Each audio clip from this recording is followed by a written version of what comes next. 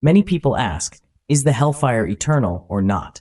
Will its inhabitants remain there for all eternity, or will they eventually be released? And what does the phrase abiding therein forever truly mean? Lecture 1. To answer this profound question, both logically and through the lens of the Qur'an, it is best to first explore a foundational issue. Why did God the Most High create hell and establish punishment for the day of resurrection? I will offer a concise response here so that we may provide a complete and comprehensive answer without unnecessary length. First of all, God, exalted is He, by virtue of His eternal self-subsisting knowledge, knows exactly how each individual human being will act and live in this worldly life. He also knows how that soul was in the unseen realm, or in the pre-worldly stages, realms we may not currently be aware of, but will surely come to know on the day of reckoning. With His infinite knowledge, which encompasses all things, God is fully aware, without the slightest doubt or error, of every soul's true status, whether in this world or in other hidden dimensions of existence. However, out of His mercy and compassion, God does not cast the disbelievers, hypocrites, or wrongdoers into hell, unless and until they themselves perform evil deeds by their own volition. Hence, this world must exist, and within it must reside the faculties of will, choice, and power, gifts bestowed by God upon the human being, so that each person can act according to their own conscious decision, guided by intellect and free will. God has clearly explained this reality in His book when He said, "And we showed him the two paths," Surah Al-Balad 90:10. That is, we presented him with both the path of righteousness and the path of corruption. Both were made visible before him, and it was he who, of his own will, chose the path he wished to follow. And He, the Exalted, also said, "Then He inspired it the soul with its wickedness and its righteousness." This, then, is the first premise that must be firmly understood before we delve deeper into the answer to our main question. And if you now ask, did God create this person in such a way that they would inevitably become a criminal, sinner, or tyrant in the future? We respond, no, rather, what came to pass happened in accordance with what we ourselves chose in the realm of divine presence, the world of Ladun, as referenced in the Holy Qur'an. And mention when your Lord took from the children of Adam, from their loins, their descendants, and made them testify concerning themselves, saying, "Am I not your Lord?" They said, "Yes, we testify." This lest you should say on the day of resurrection, "Indeed, we were unaware of this." Thus, we have indeed passed through prior worlds, a world or worlds that preceded this one, and this notion is also affirmed by Imam al-Husayn, peace be upon him, in his supplication on the day of Arafah, expresses this same profound truth when he says, "You began your grace upon me even before I was something mentioned. You created me from dust, then housed me within loins, safe from the onslaught of fate and the fluctuations of time and years. I continued to pass from one loins to another, from age to age, and from generation to generation. Yet you did not bring me forth into existence out of compassion for me, mercy upon me, and kindness toward me during the era of the disbelievers who violated your covenant and denied your messengers. Rather, you brought me into being in accordance with the guidance you had preordained for me, guidance for which you made me suitable, in which you nurtured me. And even before that, you had already shown me favor through your beautiful creation and the abundance of your blessings." Here, once again, Imam al-Husayn, peace be upon him, alludes to the reality that we have passed through previous worlds, or pre-existent stages, though for a wisdom known only to God, we do not remember any of these stations in our current earthly life. But on the day of resurrection, we shall remember them, so that no one can raise a protest against God and say, "O Lord, why did you place me in this particular time or that specific location? Why were these my parents and not others?" Questions that frequently cross our minds. Thus we had freedom of choice even before this world, and by our own will and selection, we chose our journey, arriving where we are today, in this time, in this place, as a result of our own prior choices, all in accordance with the will of God, tailored precisely to fit each soul's unique capacity and potential for spiritual ascent. This is another foundational premise, vital to understand before we delve deeper into the question of whether hell is eternal and what abiding therein forever truly means. Another key point is this: God did not create the human being aimlessly.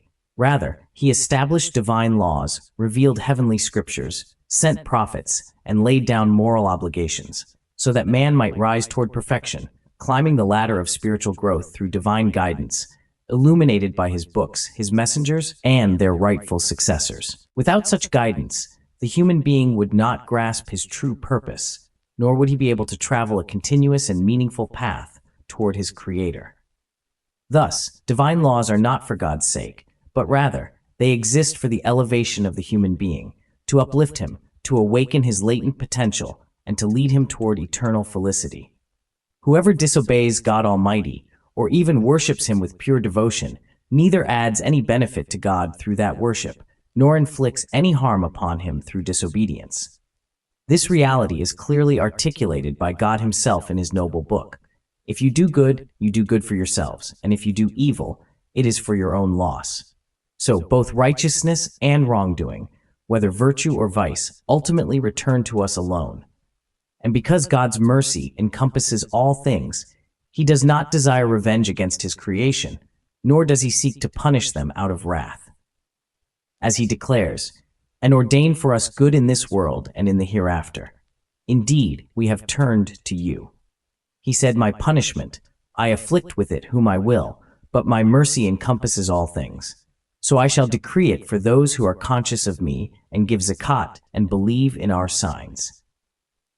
Thus, God's mercy is vast, so vast it envelops all things. His punishment, on the other hand, is reserved only for those who truly deserve it, for those who, by their own free will, refuse to walk the path of goodness, joy, nearness, and perfection. And so, in order to correct such a soul, he must enter the fire, just as a mother, despite her deep love for her children, may sometimes discipline them when they make a mistake. She might withhold a privilege, rebuke them, or enforce a consequence, not out of vengeance, but to help them mature into righteous, sound-hearted individuals. Such punishment is not cruelty, nor is it meant to harm. Rather, it is a form of loving correction and guidance. In the same way, God, who created mankind and honored them above many of his creations with reason and free will, surely desires for them goodness and growth. But some people can only be corrected through consequences, through law, discipline, and even suffering. For one who is truly wretched and corrupt, words alone are not enough. He needs a force of action to realign him with truth. But as for the sound-minded, spiritually inclined human being who genuinely loves perfection, he has no need for punishment or reproach. His own soul drives him toward the truth. He asks himself, "Where did I come from? Why am I here? Where am I going?"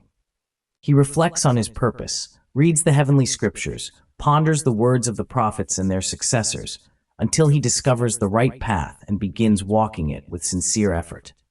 Now, after all these introductory reflections, we return to the original question: who will enter hell and why? Our answer is this: there are two categories of people who will enter the fire. The first group, those who oppressed others, those who violated people's rights, consumed their wealth, ravaged homes, engaged in usury, seized the property of orphans, distorted divine religions, and violated the honor and dignity of others. This kind of wrongdoing is not just against God, it is injustice toward others. Thus, on the day of judgment, God will restore the rights of the oppressed, to the one whose dignity was trampled, to the orphan whose wealth was stolen, to the widow who wept through long nights because of the cruelty and arrogance of people. And justice demands that every stolen right be returned and every wound be acknowledged. These matters, such as violating others' rights, are not the kind of offenses God can simply forgive on behalf of the wrongdoer. Why? Because these are not private matters between the servant and his Lord that fall solely within the scope of divine pardon. These are human rights, and in cases involving the rights of others, there can be no forgiveness unless the victim personally chooses to forgive.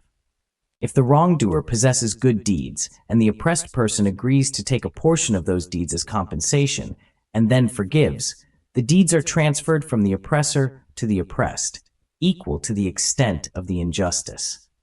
And by that exchange, the wrongdoer may avoid hellfire and instead enter a lower level of paradise, having forfeited his good deeds to those he harmed. But if the oppressor has no good deeds left, or if the victim refuses to forgive, then punishment becomes inevitable, and the wrongdoer must enter hell. Because to allow such injustice to go unanswered would contradict God's justice, defy his mercy, and constitute an affront to the dignity of the one who endured harm, pain, humiliation, and loss. How could it ever be just for the oppressor and the oppressed to end up in the same place, to enter paradise together, without the oppressed receiving back their due rights? That would contradict the very essence of divine justice and violate the true meaning of God's mercy. God, the Most High, restores all rights and ensures that every soul is repaid in full for what it has earned without the slightest injustice. As the Qur'an proclaims, "And your Lord does not wrong anyone." If the situation is such that the victim, due to the intensity of the wrong done to them, does not accept compensation or forgiveness, and if the oppressor has no good deeds to offer, then the aggressor must be punished in proportion to his transgression, until the victim is satisfied and justice is fulfilled. In doing so, God is not being unjust to the wrongdoer. Rather, he is fully securing the right of the oppressed, ensuring that justice is established on the day of resurrection. Once the rights have been returned to the oppressed and justice has been served, the wrongdoer may then be pardoned and allowed to enter paradise, beginning anew the journey of perfection and spiritual elevation. There are numerous verses in the Noble Qur'an that clearly describe who enters hell and why. In my own study of verses regarding hell and eternal punishment, I found that acts such as usury, unjust murder, distorting divine law, hypocrisy, and other severe sins are among those for which hellfire is explicitly decreed. I will mention some of these verses here to avoid prolonging the discussion further. Let us now turn to some of the Qur'anic verses that clearly identify those who are condemned to hellfire, along with the reasons for their punishment. 1. Those who consume usury, riba, and for their taking of usury while they had been forbidden from it, and their consuming of people's wealth unjustly. And we have prepared for the disbelievers among them a painful punishment. 2. Those who die as disbelievers in faith, not by imitation, but by conviction. Indeed, those who disbelieve and die while they are disbelievers, upon them is the curse of Allah, and of the angels, and of all mankind. Abiding therein forever, the punishment will not be lightened for them, nor will they be reprieved. Surat al-Baqarah 2:161-62. 3. The hypocrites, men and women. Allah has promised the hypocrite men and hypocrite women, and the disbelievers the fire of hell wherein they will abide. It is sufficient for them, and Allah has cursed them, and for them is a lasting punishment. 4. The arrogant. So enter the gates of hell to abide therein. How evil is the dwelling of the arrogant. As for the second category of people, they are those who have wronged their own souls, by allowing themselves to remain in ignorance, by neglecting their duties, and by failing to seek knowledge and properly understand the divine law. These individuals leave this world spiritually impoverished, having failed to act on what God required of them, and having neither learned their religion correctly nor performed good deeds with conscious effort. They are not necessarily evildoers toward others, but their injustice was inward, directed at their own souls, and so God, out of his mercy, may pardon such people, as long as their wrongdoing did not harm others. For as long as their injustice remained confined to themselves and not extended to their fellow human beings, they are eligible for divine clemency. These souls may be granted entry into paradise, but paradise is composed of levels, just as hell is composed of descending degrees. As the Qur'an declares, for all, there will be degrees according to what they have done, and your Lord is not unaware of what they do.